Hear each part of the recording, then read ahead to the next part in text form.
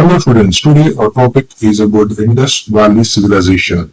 It is a Bronze Age marvel of sophistication, urban planning and forgotten legacy. It is from the c. 3300 to 1300 BCE.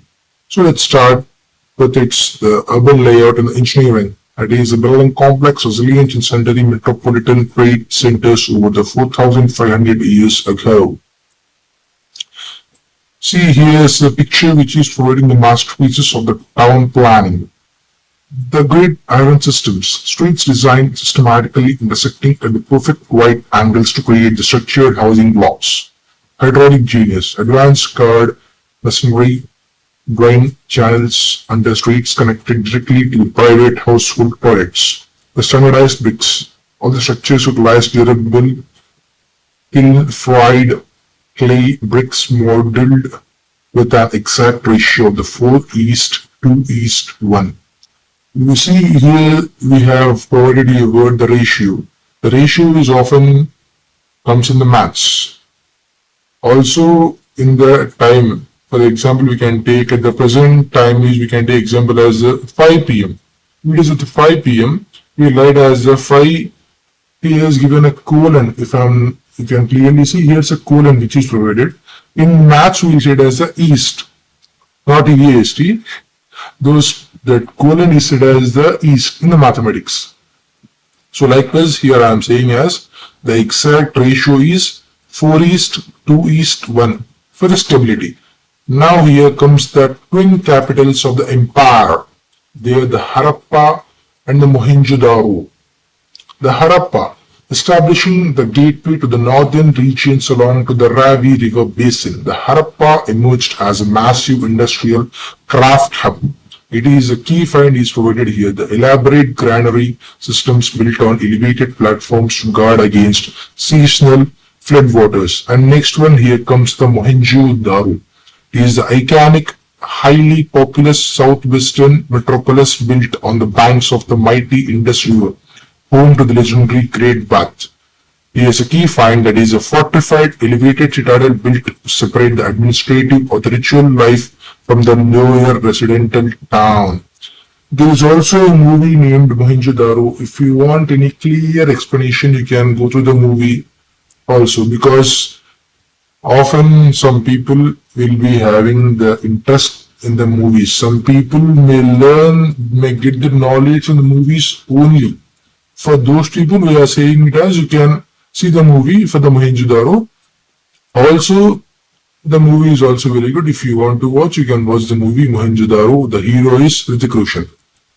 Next here comes the art, culture and identity. Discovering the rich artistic expressions, community bonds and the spiritual foundations of the Harappan society. Here is a given sculpture and the social identity.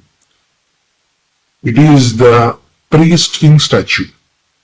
A striking 17.5 centimeters high steatite sculpture depicting a highly revered figure with half-closed eyes and a finely detailed trefoil patterned robe.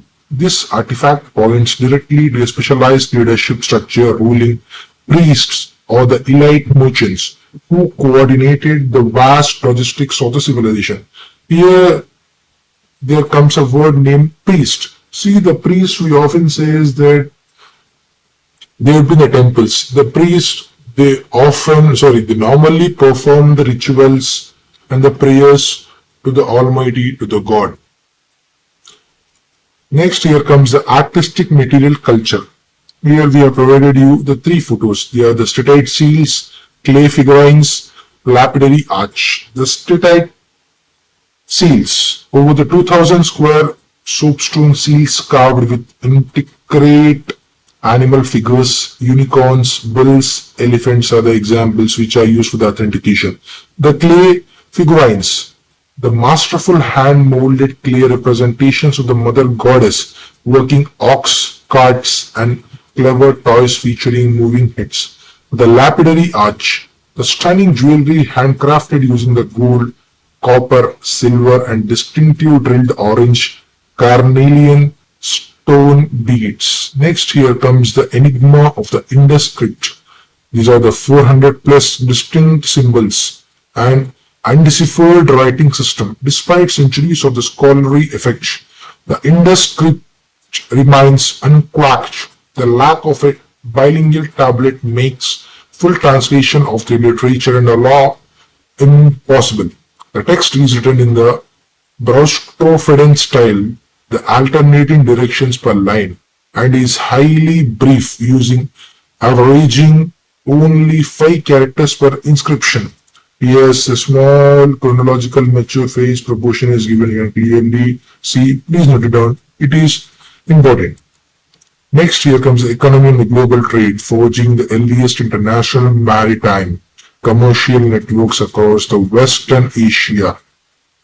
Here's a Lothal ancient dockyard image. You can please go through it. It is showing the tidal lock basin, maritime gateway, commercial standards.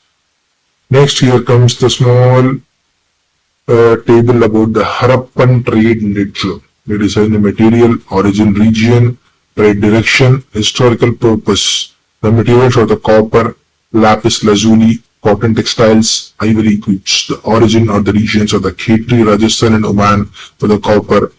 Trade direction is in, and the historical purpose.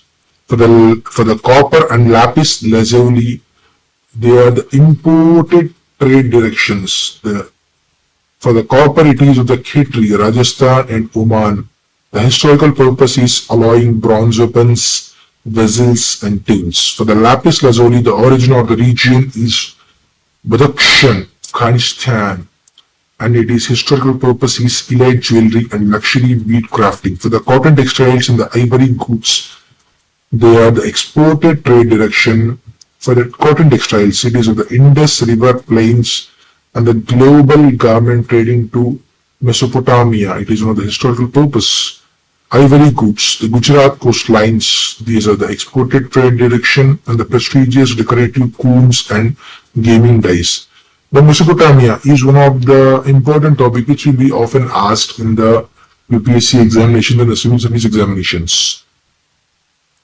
But also this Indus Valley civilization is also one of the important topic which comes in the Indian history for the civil service examinations and also for the other public service examinations.